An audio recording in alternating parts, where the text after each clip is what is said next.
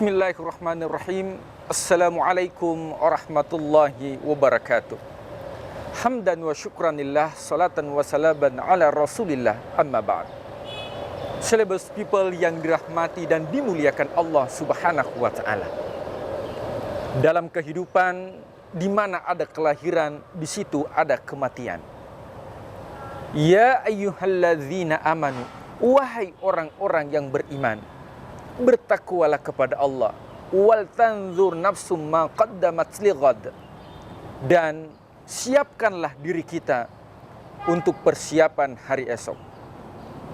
Walal akhiratu khairul laka minal ula. Kehidupan setelah kehidupan dunia jauh lebih abadi dibandingkan kehidupan saat ini. Makanya Rasulullah SAW senantiasa berpesan kepada para sahabatnya, di antaranya Abi Dzar Al-Ghifari. Beliau mengatakan, ya Abu Dzar Al-Ghifari, jaddidi safina, perbaharui kapalmu. Fa innal bahra amiq, karena sesungguhnya lautan ini sangat dalam. Safina atau kapal, kata Rasulullah, adalah keimanan. Boleh jadi ada orang yang beriman ketika pagi hari, akan tetapi dia kufur nikmat ketika sore hari. Ada orang yang beriman ketika sore hari, akan tetapi dia kufur nikmat ketika pagi hari. Oleh sebab itu, di mana kita mendapatkan keimanan, maka di situ kita jangan menunda-nunda untuk melakukan yang namanya kebaikan. Allah Subhanahu wa taala berfirman, "Wasari'u ila magfiratin min rabbikum." Bersegeralah untuk mendapatkan ampunan Tuhanmu. Wa jannatin arduhas samawati wal ard, yang mana luas surga itu seluas langit dan bumi. Pemirsa, celebrate people yang dimuliakan Allah Subhanahu wa ta'ala. Maka dalam kehidupan ada dua haknya Allah yang tidak bisa kita ganggu gugat. Yang pertama yaitu mata. Kapan diwafatkan seseorang, ini merupakan haknya Allah. Sekalipun dokter sudah memvonis bahwa seseorang memiliki umur sekian karena penyakit yang dialami, akan tetapi ketika Allah belum menentukan, maka itu mustahil terjadi. Kenapa? Karena kapan atau mata itu merupakan hak prerogatif dari Allah Subhanahu wa ta'ala. Yang kedua adalah ainah, di mana?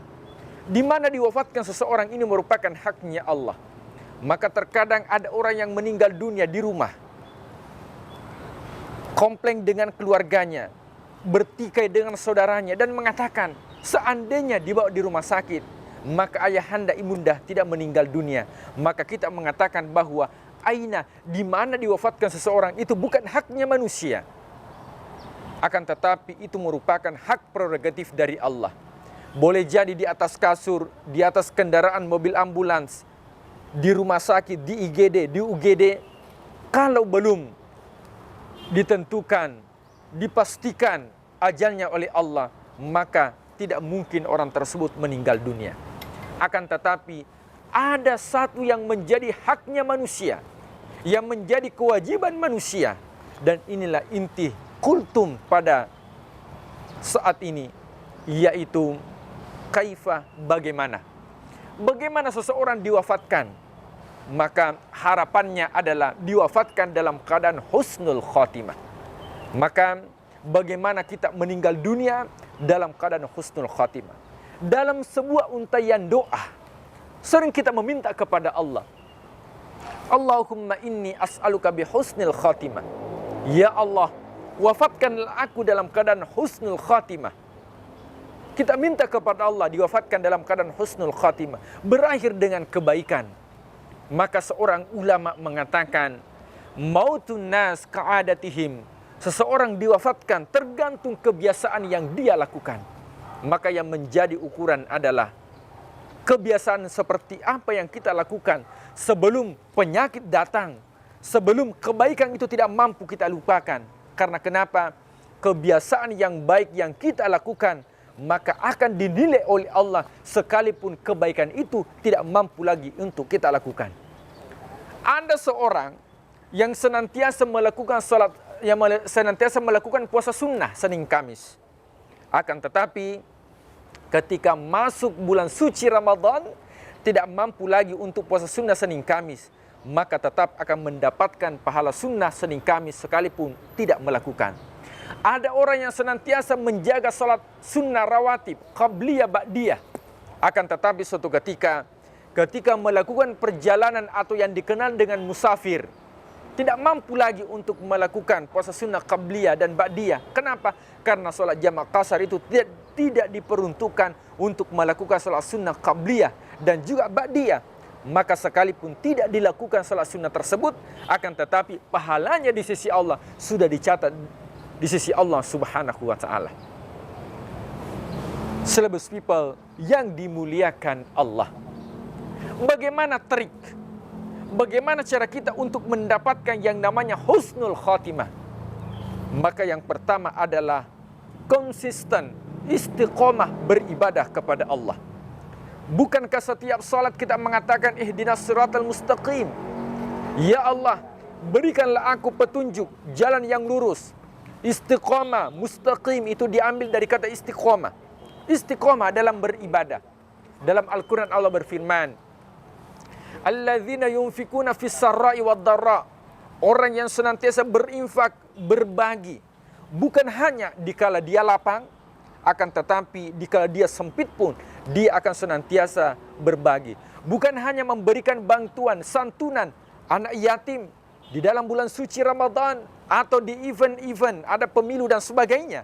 Akan tetapi dikala dia lapang ataupun dikala dia sempit, tidak menduduki lagi jabatan tersebut, akan tetapi kebiasaan berbagi tetap dilakukan, maka itulah orang yang dinamakan dengan istiqomah. Apa keutamaan orang-orang yang istiqomah?